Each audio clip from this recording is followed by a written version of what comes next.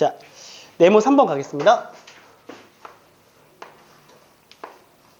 자, 등비급수.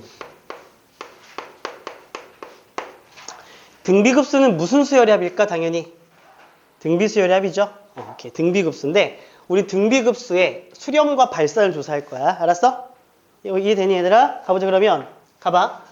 우리가 등비급수, 어쨌든 급수의 가장 기본은 무슨 극한을 조사한다야?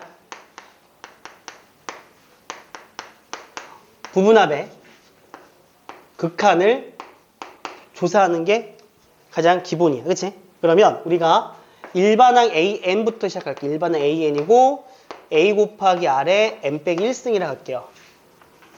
괜찮아? 이게 이제 등비수열인데 우리가 조사할 건 이거지. 그러면 자, 이걸 가지고 이용해서 우리가 자, 시그마 n은 1부터 무한대까지 A 곱하기 R의 N 빼기 1승 요 녀석의 수렴과 발산을 조사할 거야. 그냥 수렴만 조사할 거야.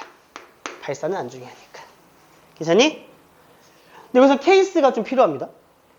만약에요. 첫 번째. 첫째 항 A가 0이 되잖아? 야, 첫째 항이 0이면 00000 더하니까 0으로 수렴하겠지? 그래서 첫째 항이 0이면 시그마 n은 1부터 무한대까지 갈 때 A 곱하기 R의 n-승은 어디로 수렴한다? 0으로 수렴한다. 첫째 항이 0이면. 알았지? 맞아, 당연한 거잖아. 쓰세요. 첫째 항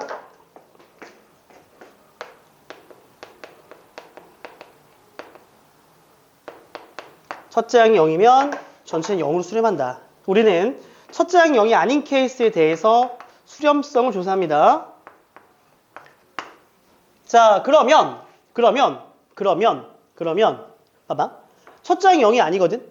우리는 항상 부분합부터 조사하는 거였으니까 첫째 항이 0이 아닐 때 우리가 뭐부터 구할 거냐면 SN부터 구할게. 그치? 얘는 1 마이너스, 그치? 1 마이너스 1 마이너스 R분의 첫 번째 항 플러스 1 마이너스 R의 N승이거든? 됐습니까? 자, 우리 지금 만약에 논술을 준비한다라 가정하면 여기서 우리는 감점을 한번 당할 것 같은데 어떤 부분? 분모 0이면 돼안돼? 그러면 이 공식을 쓴다라는 것은 R이 뭐가 아니라는 전제하에서야. 1이 아니라는 전제하에서만 이 공식의 사용이 가능하겠죠. 이해됩니까? 괜찮아? 그럼 또 우리는 여기서 또 케이스를 구분 한번 더 해야 되겠네요. 언제? A가 0이 아닐 때 우리가 케이스를 어떻게 구분할 거냐? 일로 와봐. 1번. R이 1일 때부터 시작하겠습니다. 괜찮니? 첫째 항 A가 0이 아닌데 공비가 1이야. 그럼 공비가 1이면 무슨 소리니 얘들아? 공비가 1이면 자, 시그마 n은 1부터 무한대까지 갈 때 얘가 A가 된다는 소리잖아. R이 1이니까. 그럼 얘는 A 더하기 랄랄라 많이 더해줘. 수렴할 수 있어? 없어? 없죠. 그래서 A가 0이 아닌 상태에서 R이 1이면 이 급수는 수렴한다, 발산한다? 발산할 수밖에 없다라는 걸 알 수가 있어요. 케이스 알겠죠? 자, 두 번째. 자, 공비가 1이 아니 되면 그때 우리는 과감하게 부분합 SN을 얘로 사용할 수가 있는 겁니다. 1-R분의 A 곱하기 1-R의 N승으로 쓸 수가 있는 겁니다. 알겠니? 우리는 급수라는 건 부분합의 극한이기 때문에 여기서 리미트 n이 무한대로 갑니다. 그럴 때 SN, 이 SN의 극한을 조사할 거거든. 1-R분의 첫 번째 항 곱하기 1-R의 N승. 요 녀석의 수렴과 발산을 조사하면 되는데 괜찮냐? 또 질문. n이 무한대로 가죠. 그러면 그 무한대로 가는 거에 영향을 받는 건 누구밖에 없어 여기서. R의 N승밖에 없겠지. 맞잖아. 얘는 다 상수야. 알겠니? 근데 우리가 등비수열의 극한에서 뭘 배웠니? 일로 와봐. 등비수열 극한에서. 자, R의 N승인데 자, 이 기억나? 절대값 R이 1보다 작으면 리미트 n이 무한대로 갈 때 아래 n승은 어디로 수렴했습니까? 0으로 수렴했죠. 그리고 r이 1이면 이 극한은 1로 수렴했죠. 근데 우리는 r이 1이 아닌 경우만 다룰 거기 때문에 얘가 수렴하려면 r이 이 범위에 있어야 된다는 소리입니다. 알겠어? 그러므로 얘는 잘 봐. 당연히 얘가 0으로 가면서 극한값이 한 개 탁 나오는데 1 r분의 a라는 극한값이 나오게 되는 걸 알 수 있습니다. 그럴 때 r의 범위는 r은 절대값 r이 1보다 작을 때 수렴한다는 소리예요. 알겠어? 그래서 등비급수는 잘 들어. 지금부터 등비급수는 수렴값에 대한 공식이 있습니다.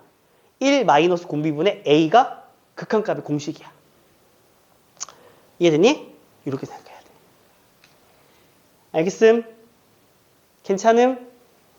시영이 알겠니? 우리 요거. 얘가 만약에 생각해봐. R이 2여봐. 2의 n승은 무한대 발산해버리죠. 그쵸?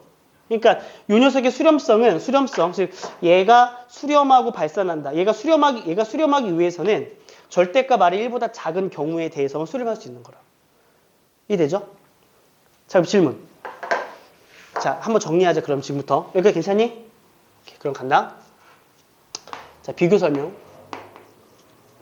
자, 요거야. 우리 가정 하나 할게. 첫째 항이 0이 아닌 것만 가정할게. 첫째 항이 0인 것도 나중에 고려하긴 해야 돼. 알았니? 이 상황의 첫 번째 뭐 할 거냐면 시그마 리미트 미쳤어. 요 녀석. 즉 얘는 등비 수열의 극한이죠. 그렇구나. 쓰세요. 등비 수열의 극한.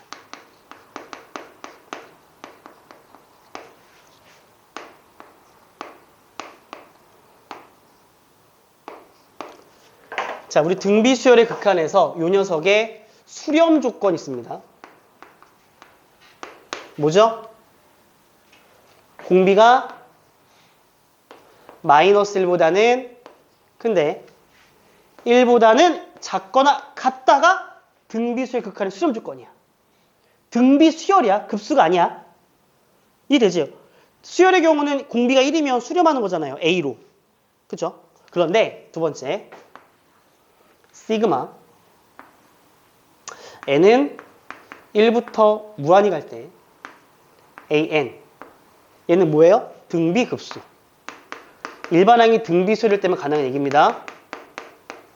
그렇다면 이 등비급수가 수렴합니다. a가 0이 아닌 경우만 가정할게요. 등비급수가 수렴하기 위해서는요. 공비가 마이너스 1보다는 큰데 1보다는 작기만 해야 돼. 공비가 1이면 발산이었잖아요. 차이점 알겠니? 등비수열 극한은 얘들아 봐봐. 등비수열 극한은 여기 1이 들어가. 알겠어? 등비급수의 수렴은 여기 1이 들어가면 안 돼. 이 둘의 차이점. 알겠음? 괜찮냐? 그리고 얘는 수렴값에 대한 공식이 있습니다. 1 r분의 a. 우리가 잠깐 스탑. 잠시 멈춤. 저 봐봐. 급수에서 가장 중요한 게 뭐라 그랬죠? 부분합의 극한. 근데 등비급수는 공식이 있지. 맞아? 사람은 편리함만 추구하면 본질이 있게 될 수밖에 없어. 뭔지 알겠죠? 등비급수만 1 r분의 a라는 공식이 있는 거야. 다른 급수의 수렴성을 뭐로 무조건 파악해줘야 돼? 이걸로 계산해줘야 되는 거야. 근데 우리는 1 r분의 a만 그것만 나중에 기억하면 결국 우리는 뭘 잃어버려? 급수의 부분합 극한을 잃어버릴 수가 있다고. 그러면 안 돼. 내가 뭘 염려하는지 알겠지? 등비급수가 제일 많이 나와, 시험에서. 급수까지는. 근데 거기서 1 r분의 a라는 공식을 계속 쓸 거야. 계속 편리함만 쓰다 보면 저거 잃어버린다고. 그럼 돼, 안 돼? 안 돼, 알았지? 너무 중요한 거다. 왜냐하면 이 결과물 1 r분의 a라는 결과물도 누구를 통해 증명한 거야? 부분합의 극한이라는 걸 이용해서 증명한 거기 때문에 정확하게 둘 다 기억하셔야 됩니다. 알겠습니까? 자, 카메라 꺼주시고요. 좀 쉬었다가 문제풀이 가겠습니다. 주세요.